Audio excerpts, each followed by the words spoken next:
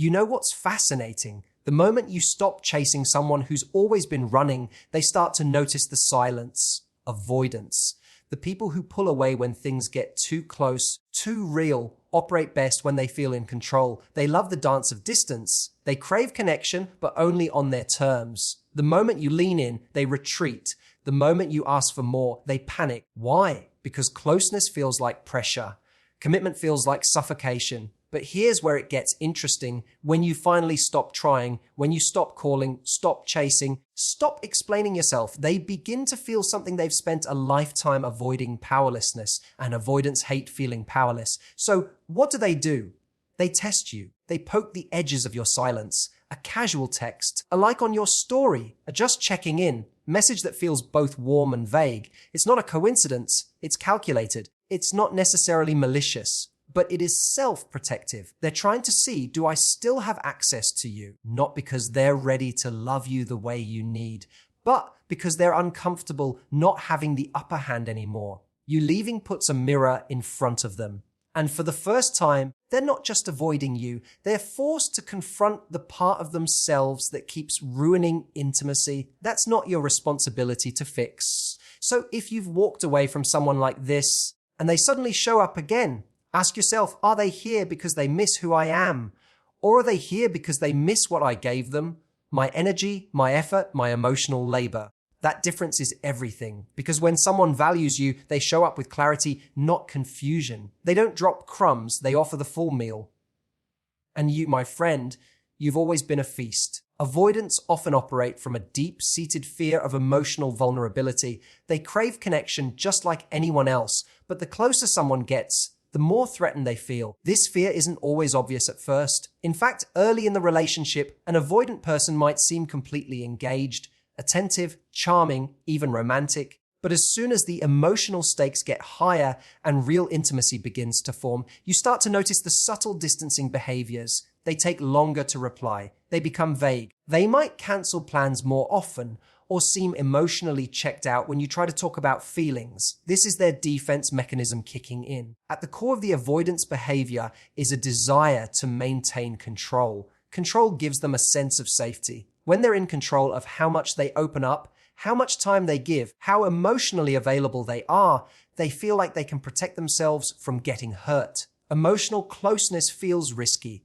It threatens the inner narrative they've held on to for a long time, that depending on others leads to disappointment, that love isn't reliable, or that being needed means being trapped. So they build distance into their relationships as a form of self-preservation. When someone is constantly keeping you at arm's length, it can be confusing, especially when they still show signs of care or affection. But it's important to understand that these moments of warmth don't mean they're ready for deeper connection. They're simply acting within the range that feels emotionally safe for them. And the minute you try to push past that boundary, even just by asking for clarity or more consistency, they often recoil. They may interpret your healthy emotional needs as pressure or control, and their instinct is to retreat.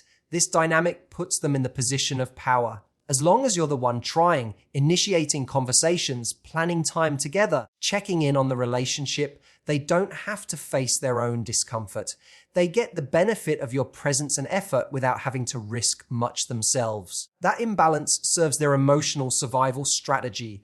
They might not be doing it consciously, but their actions maintain a dynamic where they never have to step into vulnerability. Being in control of emotional pacing allows avoidants to feel safe.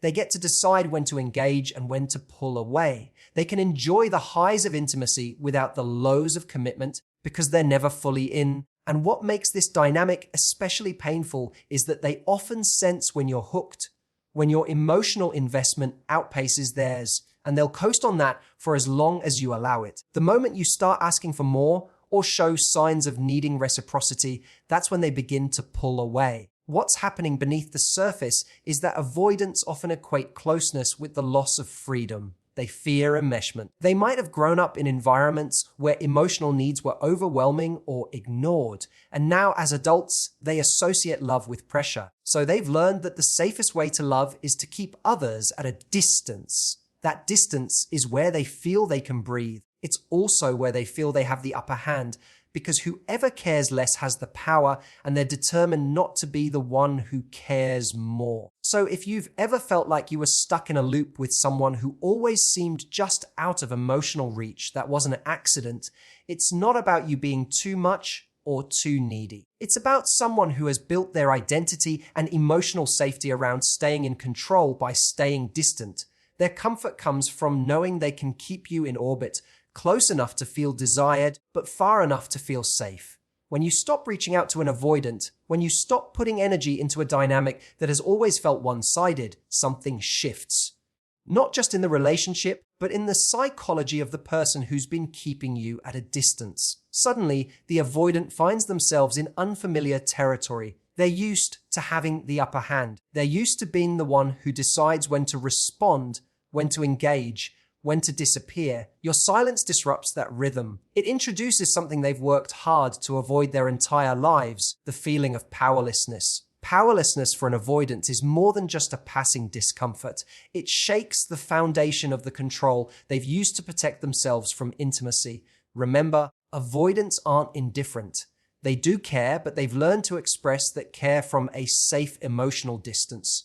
They may not be equipped to handle consistent emotional connection, but that doesn't mean they want to be forgotten. They're deeply uncomfortable with vulnerability, but they still want to matter.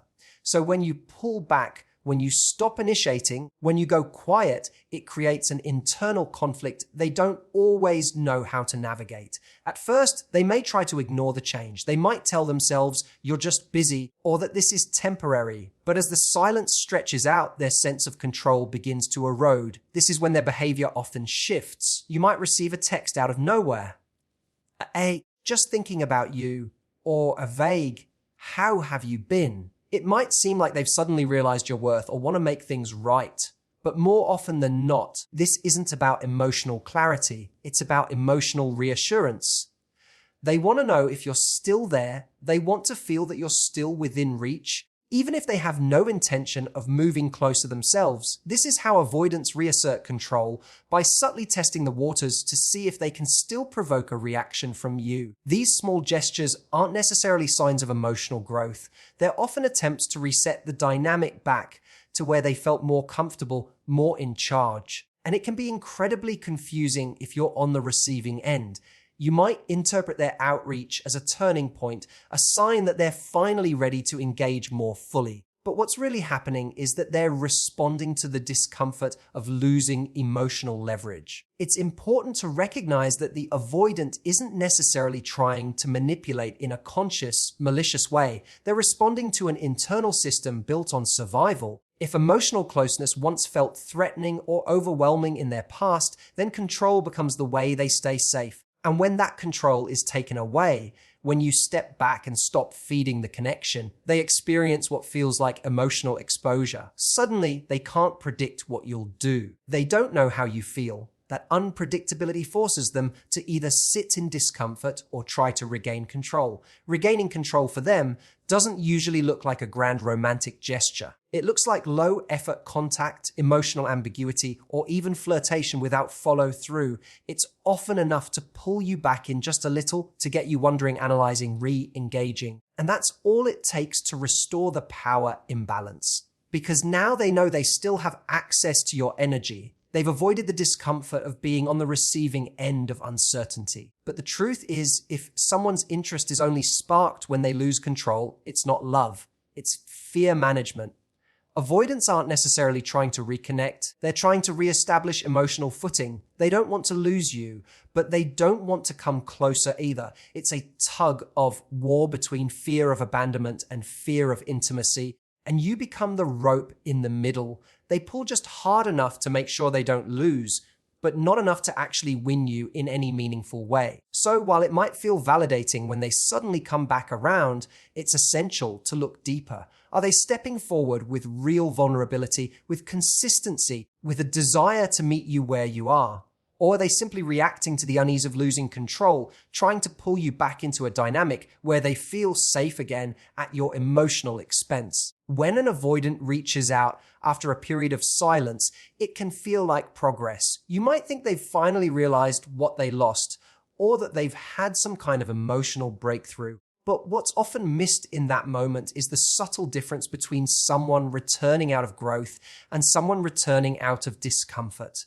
Many avoidants don't come back because they've changed. They come back because the silence became louder than they expected, and rather than confront their own feelings, they test yours. The return of an avoidant is rarely direct. It's not, "I've thought about things and I'm ready to show up differently."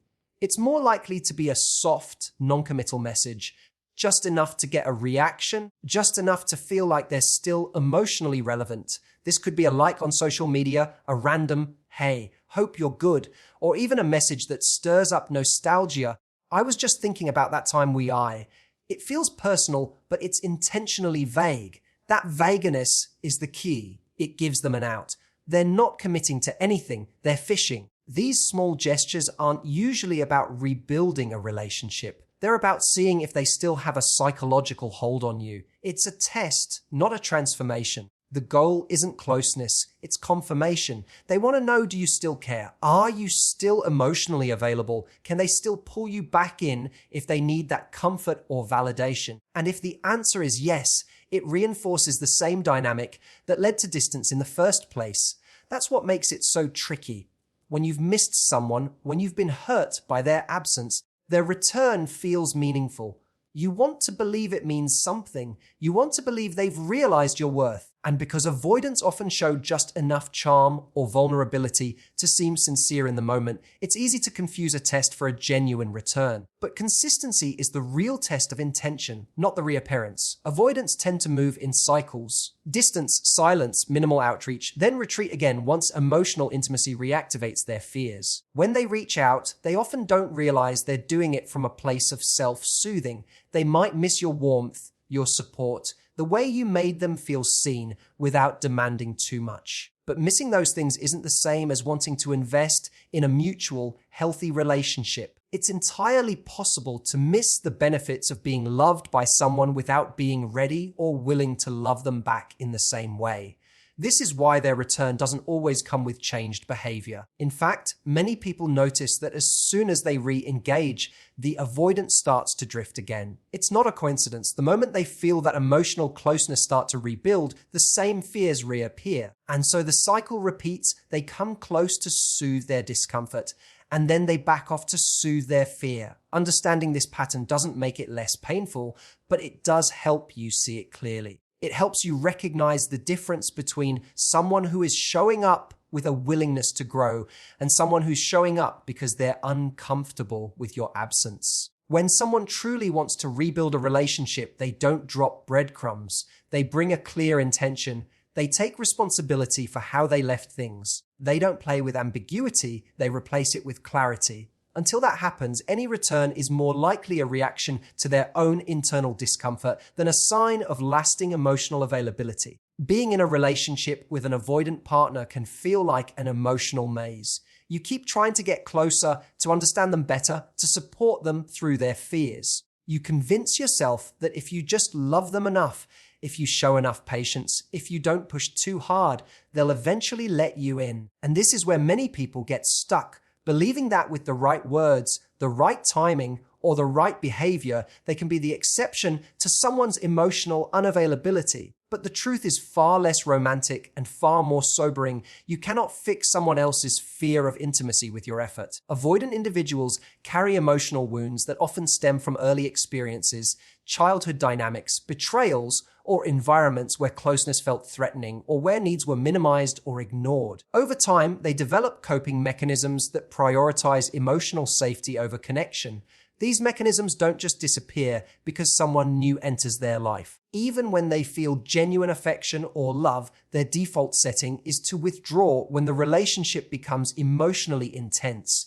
It's not because you're doing something wrong. It's because closeness itself feels unsafe to them. This is why no matter how hard you try, you'll often find yourself hitting a wall. You might show up with empathy, communicate calmly, avoid conflict, and give space, all in the hopes of earning their trust. And yet, the emotional intimacy remains inconsistent. They might let you in one moment and pull away the next. They might say they care, but avoid any conversation that requires emotional openness. Your emotional labor becomes the glue holding things together while they continue to operate from a place of avoidance. Over time, this dynamic becomes exhausting, not because you're weak, but because you're trying to carry the emotional weight for two people. What often happens in these situations is a shift in self-perception.